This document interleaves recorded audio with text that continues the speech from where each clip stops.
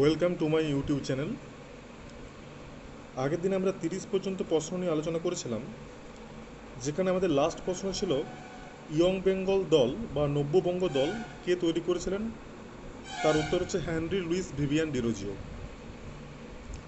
পরের প্রশ্ন 31 থেকে, আজ থেকে যেটা স্টার্ট হচ্ছে সেটা হলো ইয়াল্টা সম্মেলন কবে অনুষ্ঠিত হয়েছিল।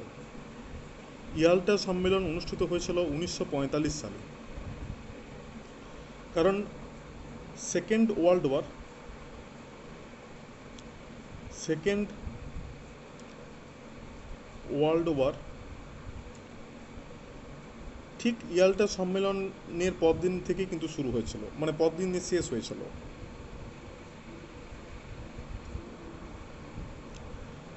32 নম্বর প্রশ্ন, ইলদুচে কার উপাধি ছিল। ইলদুচে উপাধি ছিল মুসোলিনির। মুসোলিনির উপাধি ছিল ইলদুচে।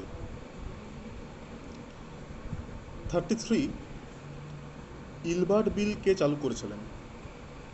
ইলবার্ট বিল চালু করেছিলেন স্যার ইলবার্ট।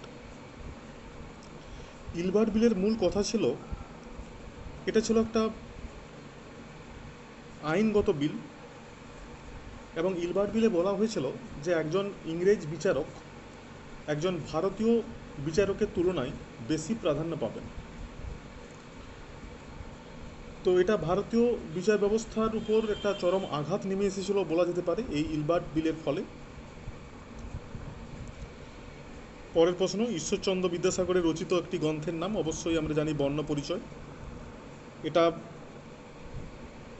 কোনো একটা ইয়ারে এমসিকিউ প্রশ্নে পড়েছিল, সেটার জন্য আমি প্রশ্নটাকে এখানে রেখে দিয়েছি, যদিও এটা একটা কমন প্রশ্ন। পরের প্রশ্ন, 19 শতকে সমাজ সংস্কার আন্দোলনের আধুনিক মানুষ কাকে বলা হয়। রাজা রামমোহন রায়কে। আমরা সবাই জানি রাজা রামমোহন রায়কে বলা হয় the modern the modern man of the modern man of India. আধুনিক মানুষ, ভারতের আধুনিক মানুষ বলা হয় রাজা রামমোহন রায়কে। 36 এবং 37 দুটো প্রশ্ন একই, তো সেই কারণে আমরা 37 নম্বর প্রশ্নটাই বলি। এশিয়াটিক সোসাইটি কে কবে প্রতিষ্ঠা করেছিলেন। স্যার উইলিয়াম জোন্স 1784 সালে এশিয়াটিক সোসাইটি প্রতিষ্ঠা করেছিলেন। 38 নম্বর, কংগ্রেসের কোন অধিবেশনে অসহযোগ আন্দোলনের প্রস্তাব গৃহীত হয়। নাগপুর অধিবেশনে অসহযোগ আন্দোলনের প্রস্তাব গৃহীত হয়েছিল। আমরা বোম্বেতে, যেটা বর্তমান নাম হচ্ছে মুম্বাই, বোম্বে অধিবেশন শুনেছি, নাগপুর অধিবেশনের নাম শুনেছি, হরিপুরা অধিবেশনের নাম শুনেছি।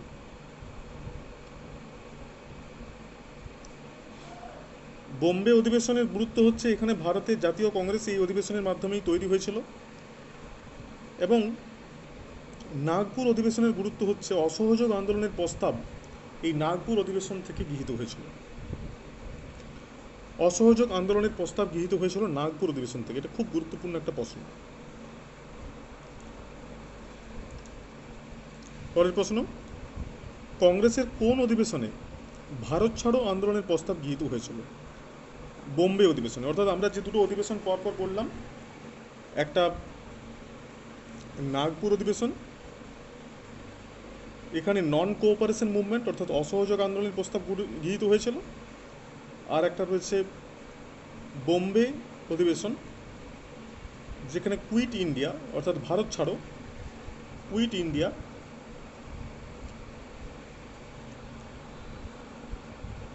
অর্থাৎ ভারত ছাড়ো আন্দোলনের প্রস্তাব গৃহীত হয়েছিল এই বোম্বে অধিবেশন থেকে।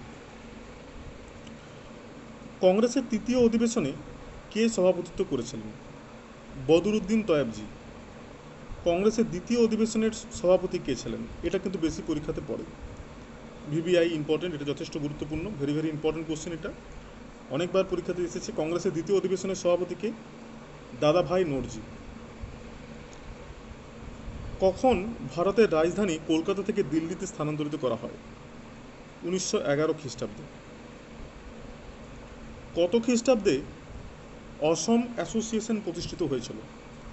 অসম অ্যাসোসিয়েশন প্রতিষ্ঠিত হয়েছিল 1905 সালে। 1905 সালে অসম অ্যাসোসিয়েশন প্রতিষ্ঠিত হয়েছিল। কত খ্রিস্টাব্দে কলকাতা মেডিকেল কলেজ স্থাপিত হয়? 1835 সালে কলকাতা মেডিকেল কলেজ স্থাপিত হয়, অর্থাৎ 1835। এই 1835 সালেই গড়ে ওঠে Calcutta medical college and hospital.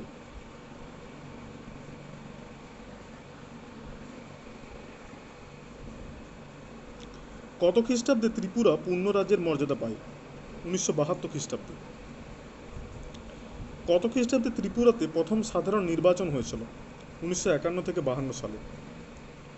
কত খ্রিস্টাব্দে প্রথম বিশ্বযুদ্ধের অবসান ঘটেছিল? 1918 খ্রিস্টাব্দে। এবং চুক্তিটি স্বাক্ষরিত হয়েছিল 1919-এ।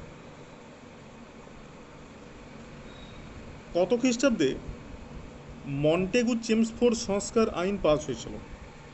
মন্টেগু চেমসফোর্ড যে সংস্কার আইন, সেটা 1919 সালে পাস হয়েছিল, মন্টেগু চেমসফোর্ড সংস্কার আইন। কত খ্রিস্টাব্দে মণিপুর পূর্ণ রাজ্যের মর্যাদা লাভ করে? 1972 খ্রিস্টাব্দে। কত খ্রিস্টাব্দে রিফর্ম অ্যাক্ট চালু হয়েছিল? 1832 খ্রিস্টাব্দে। এই তারিখটা কিন্তু খুব গুরুত্বপূর্ণ। সংস্কার আইন, যেটাকে আমরা বলছি রিফর্মস অ্যাক্ট, অর্থাৎ সংস্কার, যে আইনটা বর্তমানেও রয়েছে, সংস্কার আইন, এটা 1832 সালের আইন। 1832 সালে এই সংস্কার আইনটা চালু হয়েছিল। কত খ্রিস্টাব্দে সতীদাহ প্রথা উচ্ছেদ হয়? যেটা রাজা রামমোহন রায়ের প্রচেষ্টাতে হয়েছিল। সতীদাহ প্রথা উচ্ছেদ হয়েছিল 1829 খ্রিস্টাব্দে। কত খ্রিস্টাব্দে ত্রিশক্তি চুক্তি স্বাক্ষরিত হয়েছিল? ত্রিশক্তি চুক্তি স্বাক্ষরিত হয়েছিল 1882 খ্রিস্টাব্দে। এখানে আরেকটা প্রশ্ন একটু রিপিট হয়ে গেছে, আমি আগেই প্রশ্নটা দিয়েছিলাম, কিন্তু বাই চান্স প্রশ্নটা আমার একবার রিপিট করা হয়ে গেছে, যেটা হচ্ছে কত খ্রিস্টাব্দে মন্টেগু চেমসফোর্ড সংস্কার আইন পাস হয়েছিল? 1919 খ্রিস্টাব্দে। কত সালে গদর পার্টি প্রতিষ্ঠিত হয়েছিল?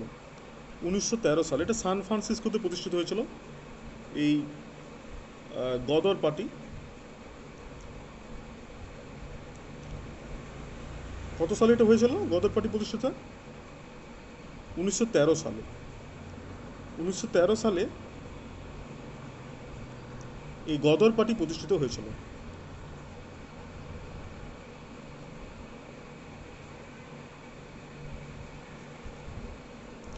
কত সালে নৌ বিদ্রোহ ঘটে? 1946 খ্রিস্টাব্দে।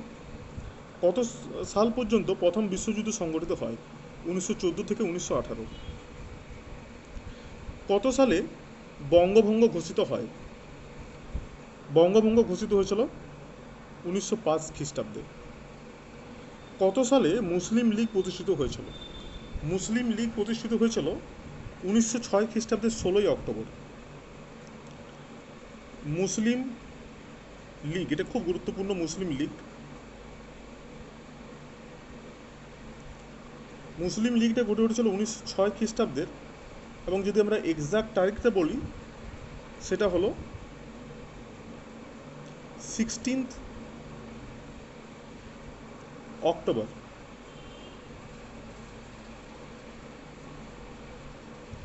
অর্থাৎ 1906 খ্রিস্টাব্দের 16 অক্টোবর গড়ে উঠেছিল মুসলিম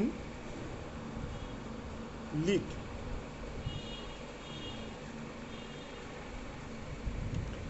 পরের প্রশ্ন, কবে কাদের মধ্যে মিউনিক চুক্তি স্বাক্ষরিত হয়েছিল? মিউনিক চুক্তি স্বাক্ষরিত হয়েছিল মুসোলিনির উদ্যোগে। মুসোলিনির উদ্যোগে মিউনিক চুক্তি স্বাক্ষরিত হয়েছিল ফ্রান্স এবং জার্মানির মধ্যে। কবে কার সভাপতিত্বে কংগ্রেসের তৃতীয় অধিবেশন অনুষ্ঠিত হয়েছিল? কংগ্রেসের তৃতীয় অধিবেশন অনুষ্ঠিত হয়েছিল বদরুদ্দিন তয়েবজির সভাপতিত্বে 1887 খ্রিস্টাব্দ। সুতরাং আজকে আমরা টোটাল 60টা প্রশ্ন নিয়ে আলোচনা করা হলো। আগের দিনে 30টা প্লাস আজকে 30টা মিলে। Thanks for watching this. যারা সাবস্ক্রাইব করেনি তারা সাবস্ক্রাইব করে নিন এবং প্রশ্নগুলি আপনারা নোট ডাউন করে নিতে পারেন বা প্রশ্নগুলি আপনারা ভিডিও পজ করেও প্রশ্নগুলি আপনারা দেখে নিতে পারেন। ধন্যবাদ।